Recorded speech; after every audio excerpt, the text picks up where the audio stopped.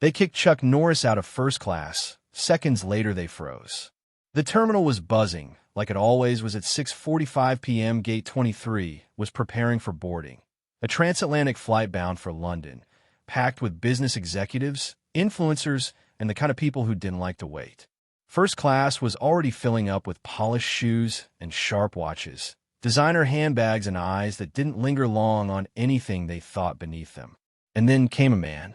He didn't rush. He didn't talk. He didn't even carry a rolling suitcase. Just a duffel bag, weathered and silent, slung over his shoulder. His jacket was denim, faded. His boots were scuffed. And his face looked like it had seen entire lifetimes pass and had nothing left to prove. He stepped into first class and took his seat, 1A. He didn't ask for help, didn't demand champagne. He simply sat, calm, still, until someone decided that wasn't acceptable. A flight attendant in a crisp blue uniform leaned in toward him.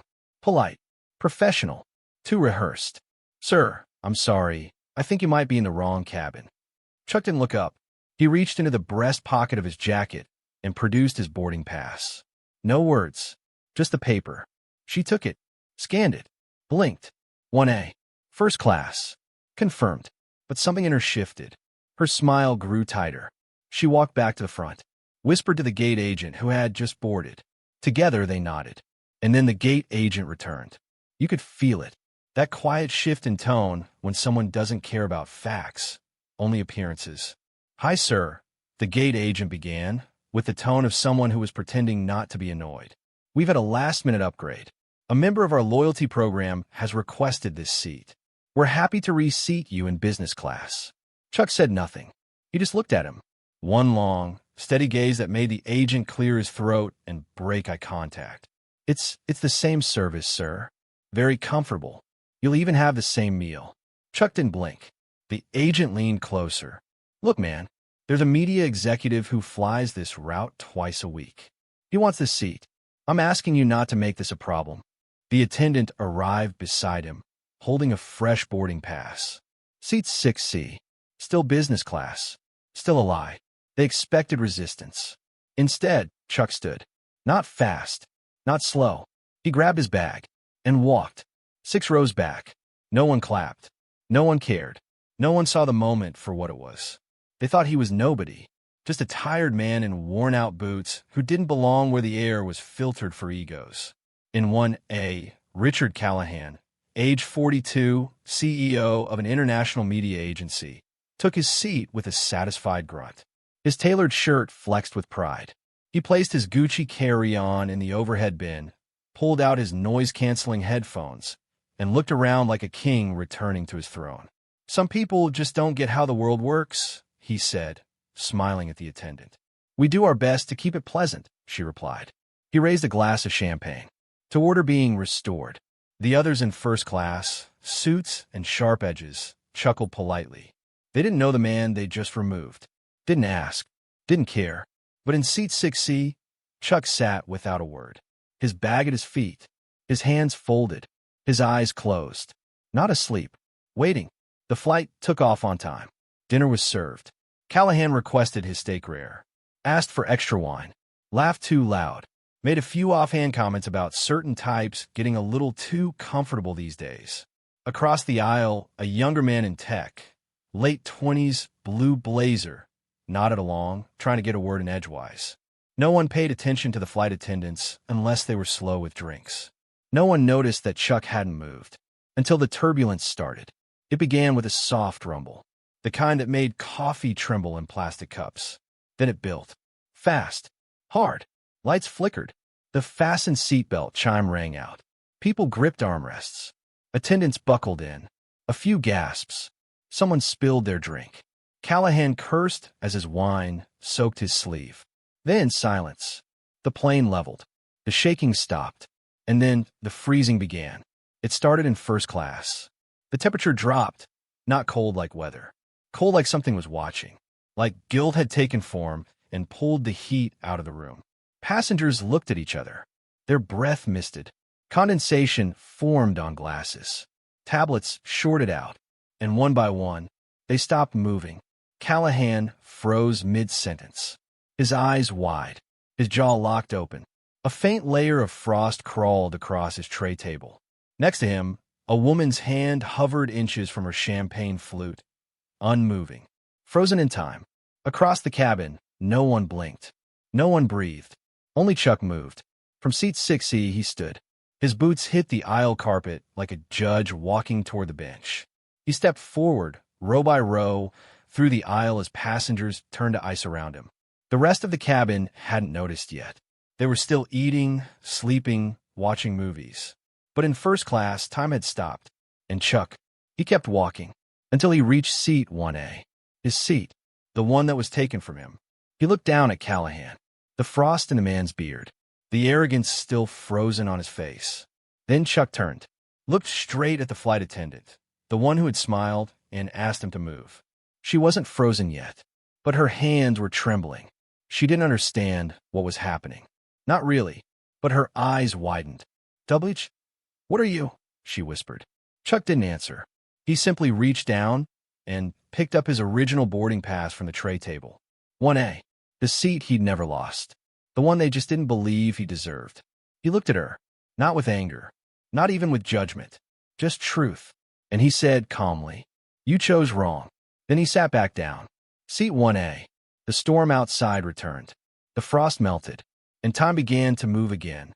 Callahan gasped, sudden, rattled, as if someone had yanked his soul back into his chest. He looked around. Everything seemed normal, but something inside him wasn't.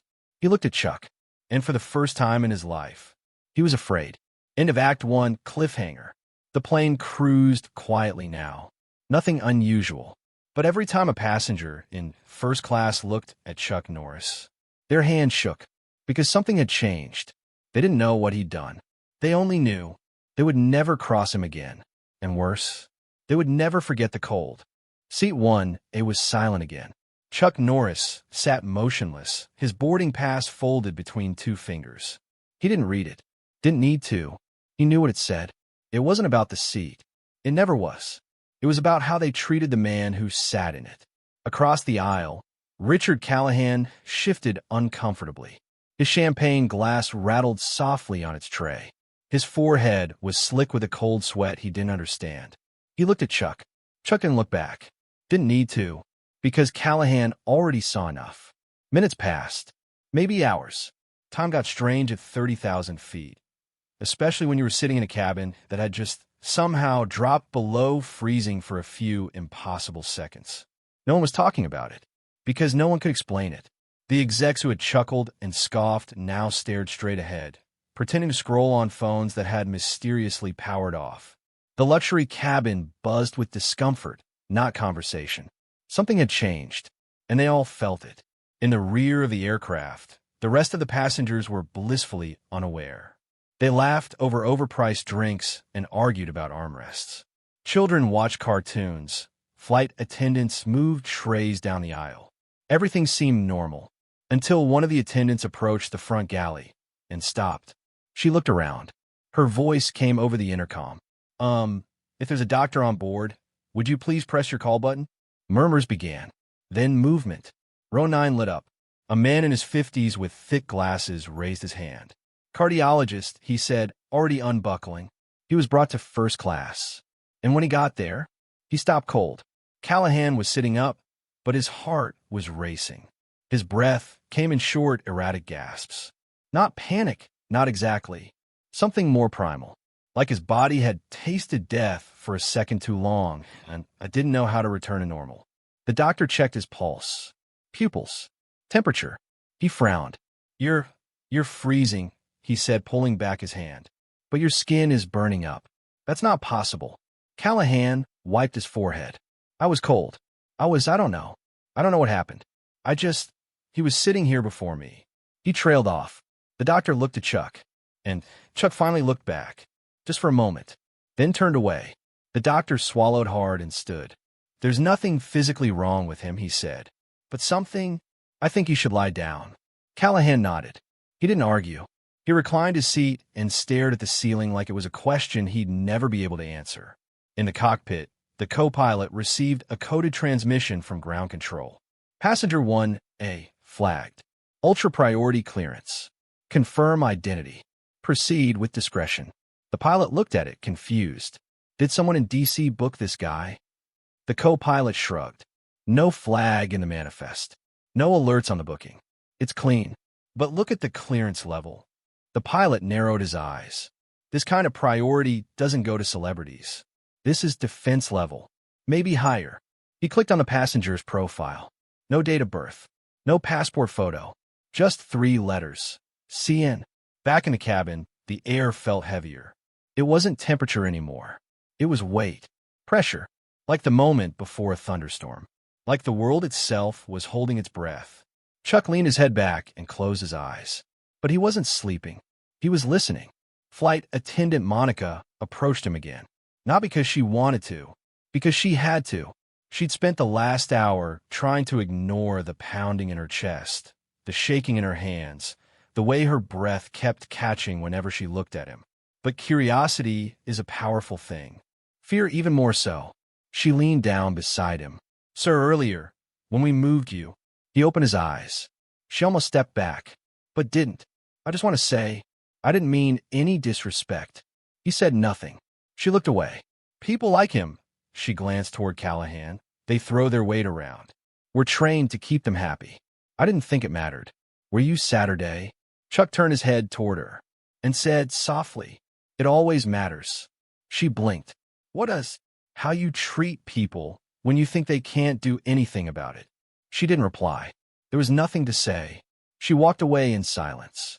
In row 12, a college student pulled up a news article on his tablet. He stared, zoomed in on a grainy photo from a Middle Eastern conflict zone. A collapsed compound. Dozens of freed hostages. Standing in the background, barely visible. A man in a denim jacket. Same face. Same stance. He turned to his girlfriend. This guy, I think he was in that photo. From the raid in Mosul. But that was 15 years ago. It can't be, she whispered. That guy would be like 80 now. He zoomed in further. Same eyes. Same silence. The turbulence returned. Not as sharp this time, but longer. The plane dipped, leveled. Dipped again. The captain's voice crackled through the speaker. Ladies and gentlemen, we're experiencing unexpected headwinds and brief system interference. Please remain seated with your belts fastened. In seat 1A, Chuck opened his duffel bag. Inside, nothing special. A thermos, a folded flannel shirt, a pair of worn leather gloves. But under that, a badge. Not police, not military. Something older, stranger, embossed with a symbol no one on that flight would recognize, but that a very few people on Earth would. A badge that hadn't been seen since a classified operation in 1987. Chuck stared at it for a moment, then closed the bag again. Callahan woke suddenly with a start. His eyes wild, his hands shaking. I saw something, he muttered. In a dream, I was back in the desert. But I've never been to a desert. I saw fire, ice, a man with no face. And he knew my name. No one answered. No one could. The plane began its descent. But nothing felt grounded anymore. In seat 1A, Chuck sat with eyes open, watching clouds drift past. In the cockpit, the pilot received one final coded message. Passenger 1A is not to be disturbed. He's not on the manifest. But if he's there, he's supposed to be. And back in first class, where power once meant everything. Everyone now sat quietly, frozen by something far colder than ice. The weight of what they didn't understand. 37,000 feet above the Atlantic Ocean, the sky was still and violet, like it knew something was coming. Inside the cabin, the air held tension that had nothing to do with turbulence. It was a silence laced with fear. Not of death, not of danger, of a man who hadn't said more than 5 words. A man who hadn't lifted a fist, raised a voice, or claimed any authority. And yet every person who had seen what happened was still trying to explain why their hands were cold and their hearts wouldn't settle. Chuck Norris sat in seat 1A, his seat. The others had fallen back into their routines with forced effort. They drank. They scrolled. They made awkward small talk. But no one was laughing anymore, especially not Richard Callahan. Callahan sat with a blanket draped across his lap, even though the cabin temperature had returned to normal. He was sweating again, but the cold still lived under his skin. His assistant back in New York had texted twice asking about his return. He didn't reply. Instead, he pulled out his tablet and opened a news app. There was again a story buried deep in the archives. Unconfirmed reports. Former covert asset, known as CM, believed to have neutralized operation in Jakarta without firing a single shot. Mission details remain classified. Callahan stared. Same eyes. Same jacket. Same impossible quiet. No way, he muttered. He's just a man. But his voice cracked when he said it. And in his heart, he didn't believe it. Further back in business class, whispers had begun. The couple from seat 5D and 5E, newlyweds, were whispering too loud. I saw the frost on the tray table, the woman said. Maybe the vents malfunctioned, her husband replied. That wasn't AC. That was something else. He was calm. Everyone else, locked up. You think he's what? A magician? She didn't answer, because she didn't think it was magic. She thought it was something older, something colder. And whatever it was, it hadn't left the cabin. The head flight attendant, Monica, returned to the galley. Her hands trembled as she poured tea. The junior attendant looked up. You okay? I think I made a mistake, Monica said quietly. With the guy in 1A? Monica nodded. He didn't argue. He didn't even flinch. But when he came back, everything felt wrong. We shouldn't have moved him, the junior whispered. We didn't move him, Monica said. We disrespected him. And something bigger than this flight, didn't like that. She set the teapot down with a clink. He wasn't here to prove anything. He was here to see who we were. And now, they were seeing themselves. In the cockpit, the pilot clicked off the intercom and leaned back in his seat. He kept glancing at the passenger manifest on the screen. Row 1A, CN, no record, no photograph, no known ID, only the priority code. Level 9. Only 3 people in the country had that level of clearance, and none of them ever flew commercial. Who is he? The co-pilot asked, tapping the screen. The pilot shook his head. Don't know, but I'm not waking him. Not for anything. Is he dangerous? The pilot stared out the window. Only if you are. Back in first class, another passenger shifted. Her name was Deidre Langston, a pharmaceutical exec used to getting what she wanted. She had rolled her eyes when Chuck was removed earlier. Now, she couldn't stop watching him. She remembered the moment when time seemed to pause, where her hand stopped midair, her wine chilled in the glass, and her breath held. She hadn't told anyone, because how do you explain a feeling that didn't exist in science? But she could still feel the cold in her throat. He didn't just come back to his seat, she whispered to herself. He came back to remind us what we are. In seat 2B, a tech investor named Mitchell Banks was trying to breathe normally. He tapped his leg, glanced at his smartwatch, then tapped again. Heart rate, 123 BPM. Too high. His therapist had told him anxiety was a lie his brain told him when it feared being small. But today, it didn't feel like a lie. It felt like Chuck Norris. He'd seen men with power before. Presidents, billionaires, generals. But none of them had this effect, this gravitational silence. Chuck hadn't spoken in over an hour, and yet everyone was thinking about him, as if the laws of attention had been rewritten at 30,000 feet. Monica, the flight attendant, finally worked up the courage to approach again. Chuck was staring out the window, the clouds painted gold in the dying sun. She knelt beside him quietly and said only one thing. I'm sorry. Chuck didn't move, but something in the air shifted, warmer, maybe lighter. Thank you, she added, for not doing what you could have.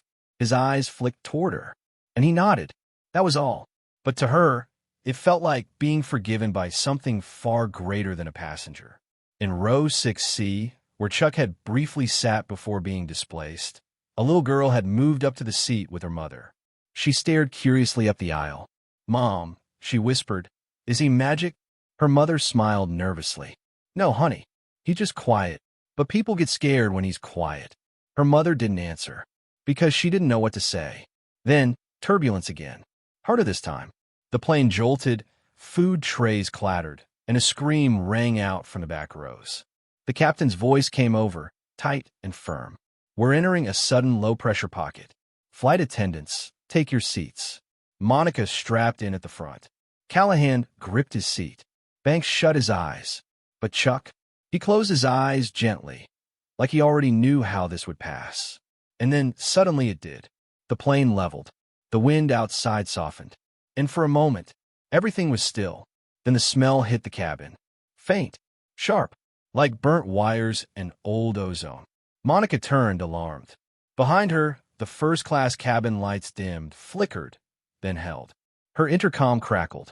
"Monica, can you check row 2A?" Passenger reports flickering vision and smell of smoke. She turned. It was Deidre Langston, pale, sweating, eyes wide. "There's something wrong," she hissed. "I don't think it's mechanical. I think it's him." She pointed toward Chuck. "He did something. I saw it. I felt it." Monica didn't argue, but she didn't agree either. She simply said, "He hasn't moved." But something was happening. Not outside. Inside them. Secrets. Shame. Guilt. Things they'd buried began to crawl up from within. Deidre remembered the whistleblower she fired to protect a bad drug trial. Callahan remembered the layoffs. The woman who cried in his office. How he laughed about it later over drinks. Banks remembered the acquisition where he crushed a small team startup just to eliminate competition. And now they were all sitting, feet from the man they disrespected, and discovering something terrifying. Chuck wasn't their judge. He was their mirror. The seatbelt sign blinked off. People didn't move, not because they couldn't, but because they didn't know how to go back to pretending. They'd been seen, not with eyes, but with presence. The kind that made you confess things you hadn't said in years. And Chuck, he just sipped the water that had been delivered during the calm. One sip, no words, no warning, and somehow it was louder than a gavel. As the cabin dimmed for landing prep, the passengers of first class sat quietly. No one asked for more wine. No one rang the call button. No one dared speak first, because they all knew the same thing. They hadn't just kicked someone out of first class. They'd kicked out a legend. And now, they weren't sure if this flight would ever land the same. The captain's voice came on again, but this time, it was different. Not calm, not reassuring, just tired. "Ladies and gentlemen, we've been cleared to begin our descent into Heathrow. Estimated arrival in 28 minutes. Please remain seated. Flight crew, prepare for landing." But something in his tone made people look up, a crack of weariness behind the words. Like even he knew this wasn't just another smooth descent. Because it wasn't just the altitude dropping. It was the masks. In first class, no one was sipping champagne anymore. The air was still pressurized, but the pressure wasn't mechanical. It was emotional, psychological. Everyone in that cabin had come aboard as someone. A somebody. A name with titles, perks, upgrades. But now, they just felt small. And next to Chuck Norris, they felt exposed. Callahan hadn't said a word since the dream. He sat hunched, staring into his reflection in the blank screen of his tablet. Not at his wealth, his power, or his tailored suit, but at what it had cost. Not just the layoffs, the ruined careers, the moral compromises. It was how easy it had been to shove someone out of first class because of their boots. He hadn't kicked Chuck out, but he had smiled when it happened. And somehow, that was worse. Further down the cabin, Deidre Langston had stopped pretending to read. The book sat open on her lap, her eyes unmoving on a page she hadn't processed in 15 minutes. Her mind was elsewhere, a courtroom deposition 6 years ago. The words settled out of court, and no admission of wrongdoing. She remembered her lawyer telling her to act neutral. She remembered the man's mother crying in the hallway afterward. And now, sitting 20 feet from a man who had stared death in the face and not blinked.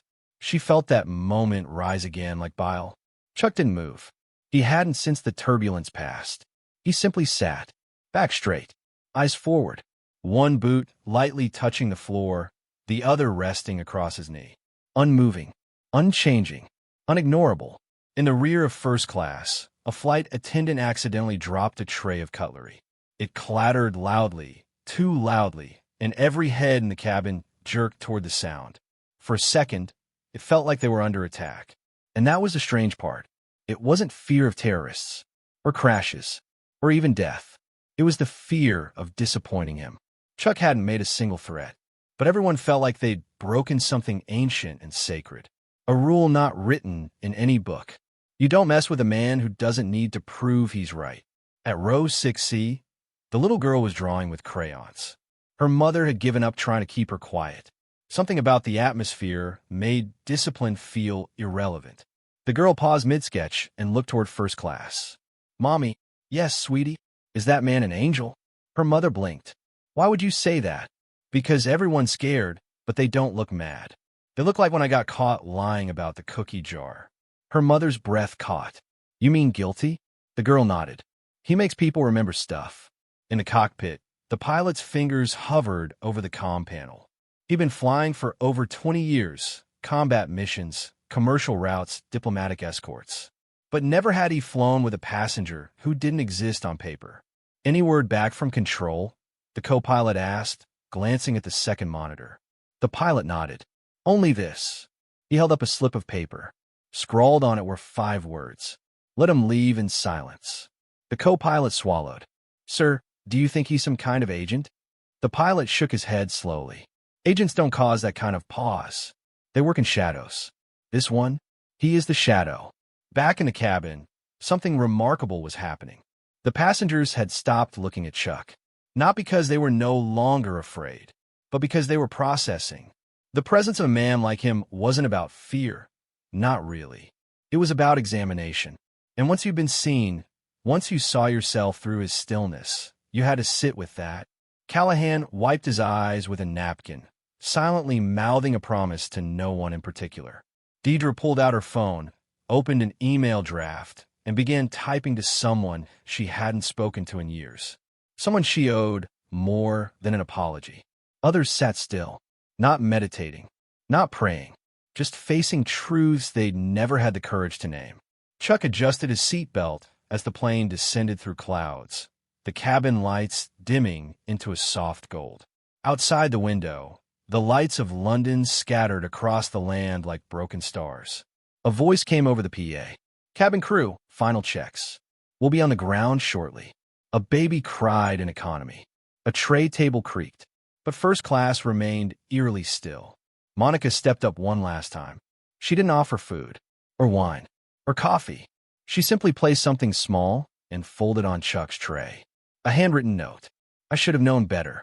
Thank you for your silence." It said more than I deserved. Chuck unfolded it, read it, and gave her the faintest of nods. Her throat tightened, and she walked away, knowing she would never forget this flight. As the wheels touched down on the tarmac, a sigh moved through the cabin. Not relief, release. Like whatever had been weighing them down for the last 7 hours had landed with them. The plane slowed. Taxi lights flickered outside, and then came the final test. Disembarkation. The seatbelt signs chimed off. The usual scramble began in economy. Backpacks, carry-ons, crying toddlers. But in first class, no one moved. They all waited. Not by plan, not by rule, by instinct. They waited for Chuck, the man they had displaced, to stand first. He did. Smooth, quiet, unrushed. He pulled his duffel over his shoulder and turned down the aisle. As he passed each row, passengers lowered their eyes. Not in shame, not entirely. In respect. Deidre whispered, "Thank you." Callahan nodded, unable to speak. Even the pilots stepped into the aisle and simply watched him go. And then, just like that, he was gone. Through the jetway, into the crowd, out into the world. Like a ghost who only shows up to remind the living what they've forgotten. When the gate agent reviewed the flight manifest again, there was no CN in seat 1A. Or any seat. No transaction. No payment. No record. Just a blank space. A mystery. And a memory no one on that flight would ever speak of lightly again. Because they hadn't flown with a passenger. They'd flown with a reminder. And now, the world outside was watching. The jet bridge echoed with the sounds of footsteps, rolling luggage, and murmured apologies as passengers began to file out into the terminal. But Chuck was already gone. No one saw him walk through security. No one saw him claim a bag. Because he didn't need to. Back at gate 12B, the gate agent sat staring at her screen. She blinked again, refreshed the manifest, scanned the full passenger list. Still nothing. No record of anyone named Norris. No CN in 1A. No Chuck anywhere. She pulled up the security logs. He hadn't scanned in. He hadn't scanned out. He had never boarded. And yet, everyone on that plane remembered him. In the executive lounge overlooking the runway, Richard Callahan slumped into a leather chair.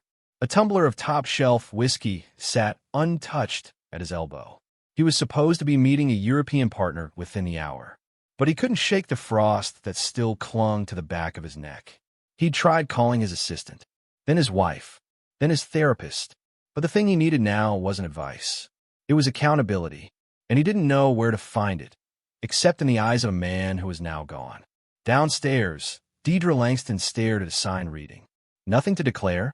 She hesitated, then turned and walked toward a different line, one marked "Full inspection." The customs agent raised an eyebrow.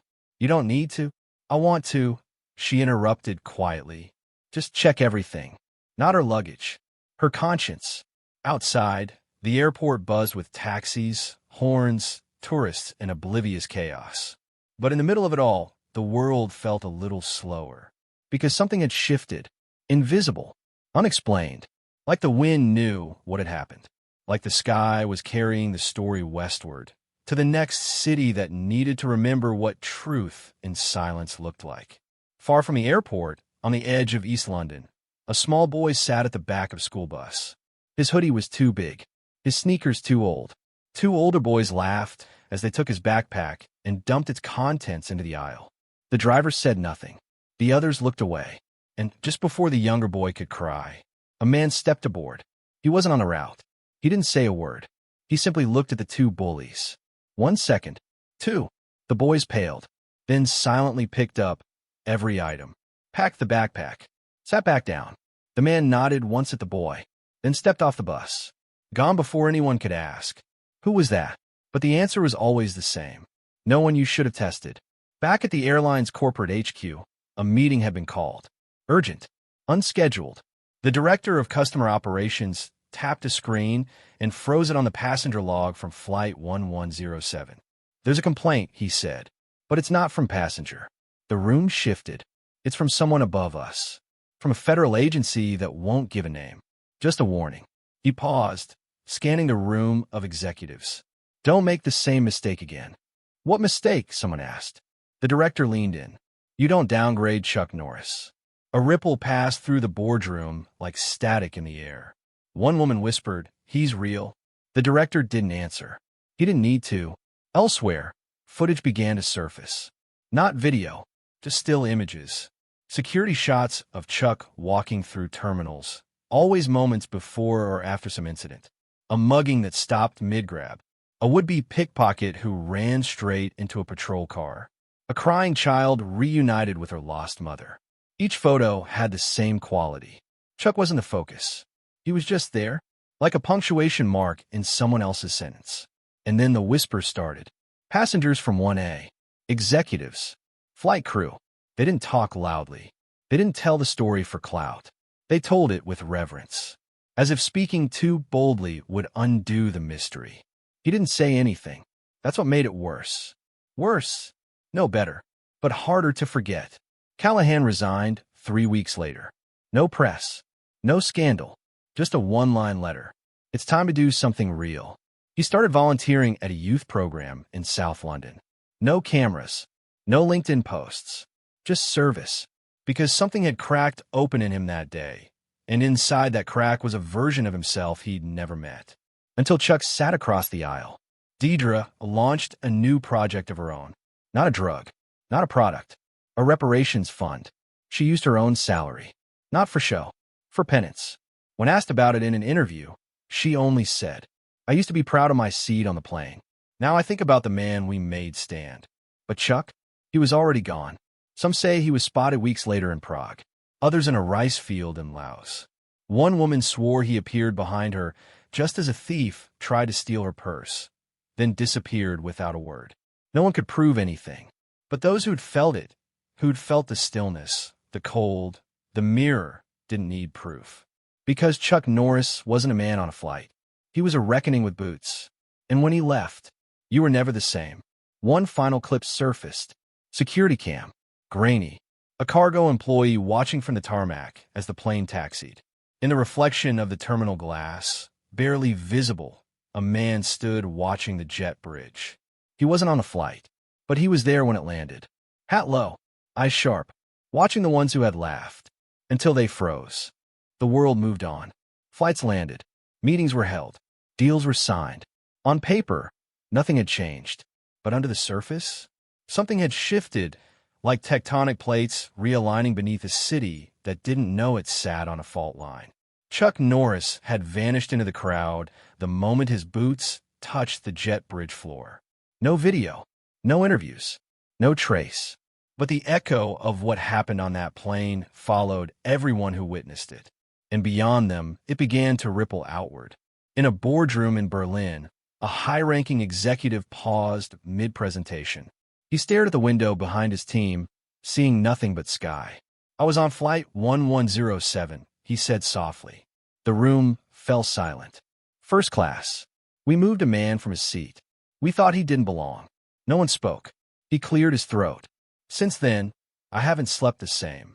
I keep seeing his face. Not angry, not even disappointed. Just calm, like he already knew what we were." He snapped his laptop shut. "We're restructuring the company.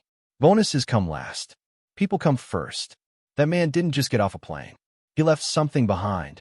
In a corner cafe in Paris, a young woman read a viral blog post titled, "The Man in 1A, a flight that changed 24 lives."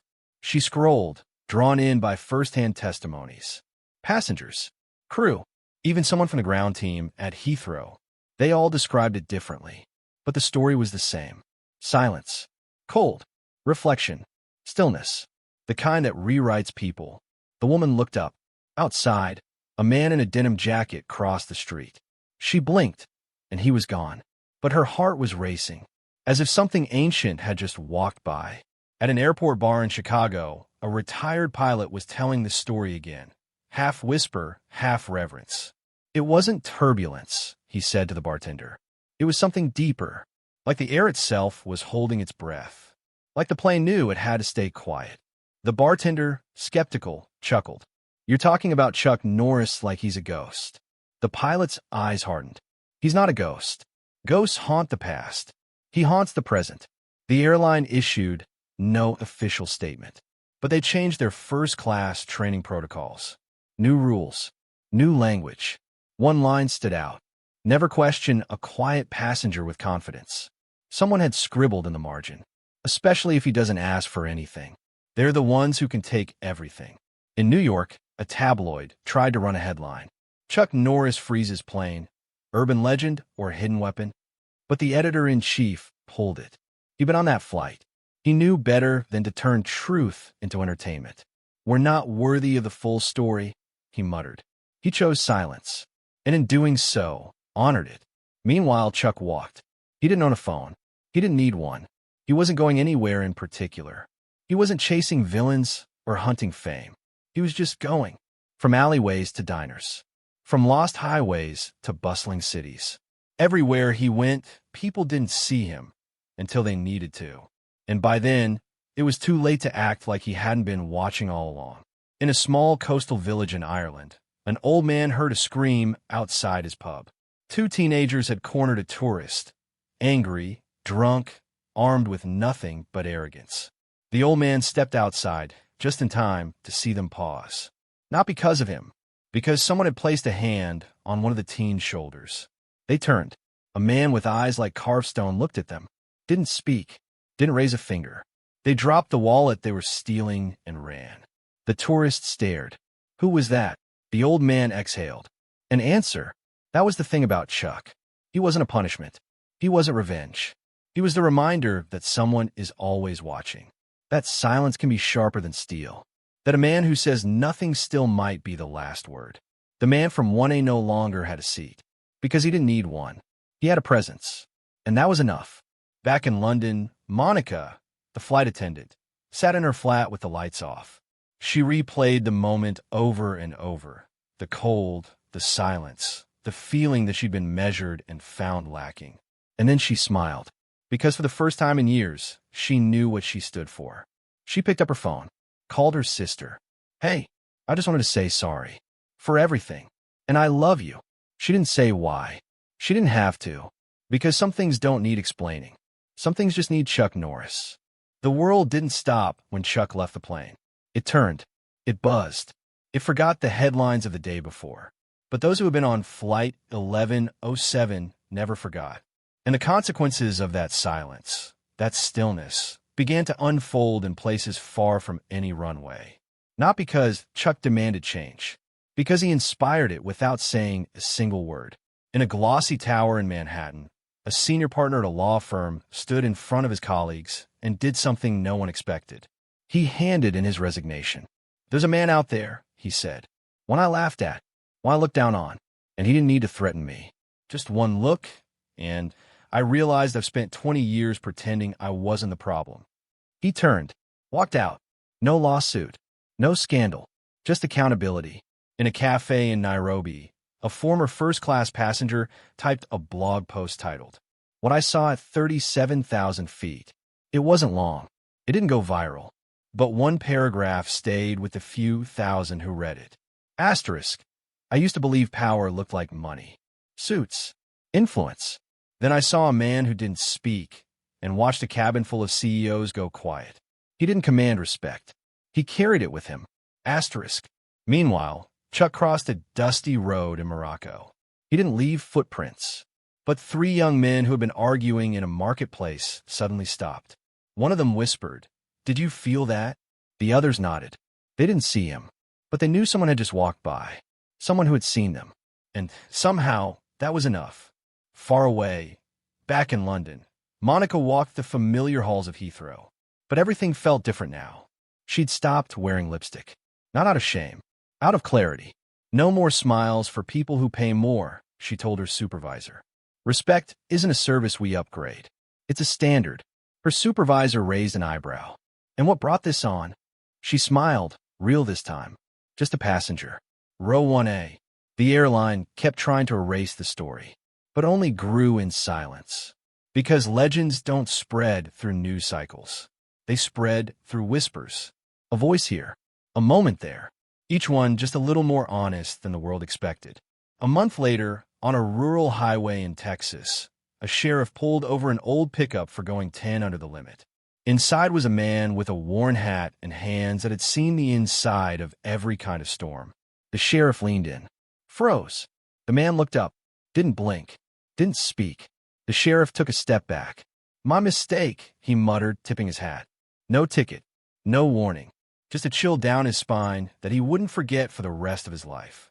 Because Chuck wasn't famous. He wasn't a superhero. He was a reminder that no matter how high you rise, you answer to something, even if it just looks like a man in boots with nothing to prove.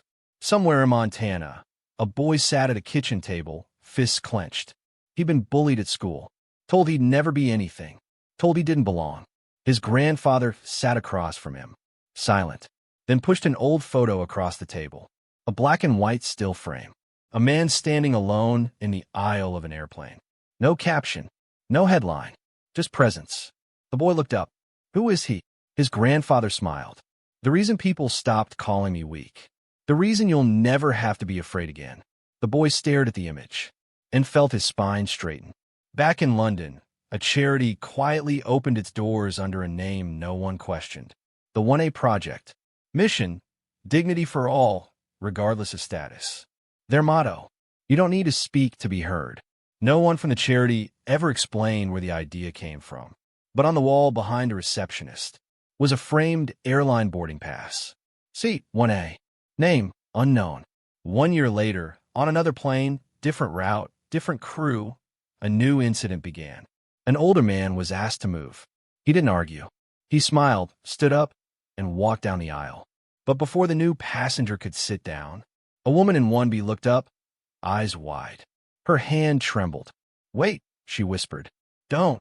The new passenger laughed. Why? She turned slowly. Because the last time someone like him was asked to move. The plane got cold, and the man paused and sat somewhere else, just in case. Chuck never stayed long. That was the nature of it. Of him. He was the wind between cities. The pause between judgment and consequence. The silence after you realize who you've become. And for those who saw him, for those who had stood too tall while others were pushed down, his absence was louder than his presence had ever been. Because once you've been seen by Chuck Norris, you don't walk the same way again. Somewhere near the Oregon coast, a diner opened with the sun. Inside, a girl swept the floor while her father brewed coffee. They talked about nothing and everything. About the weather, about her college plans, about how people could be cruel sometimes, but kindness always echoed further. Outside, a man sat alone at the corner table. Hat low, boots dusty, coffee untouched. The girl stopped mid-sweep. Her father looked at her, then at the door, then at the man, and just nodded, as if the world had turned the volume down for a reason. They didn't ask questions. They just poured the coffee. Somewhere in Bangkok, a man tried to steal a woman's purse in a crowded marketplace. He was fast, trained. She was tired, distracted. But when she turned, the man was already on the ground. Not injured, not touched, just frozen in place. And 5 feet away, a stranger with eyes like lightning nodded once and kept walking. Chuck never gave speeches. He didn't need to. He knew the truth. People don't change when they're shouted at. They change when they're confronted with the reflection they've been avoiding. And Chuck, he was the mirror. He didn't punish. He revealed. Somewhere in a military base, location classified, a general reviewed a series of debriefings, stamped eyes only. One folder, heavily redacted, was marked Flight 1107, Incident 1A. He flipped through it slowly. Photos, passenger testimonies, crew reports, and, at the bottom, a blank page with one sentence. Chuck Norris was never aboard. The general sighed, then smiled, because that was the kind of truth you couldn't write down, only live through.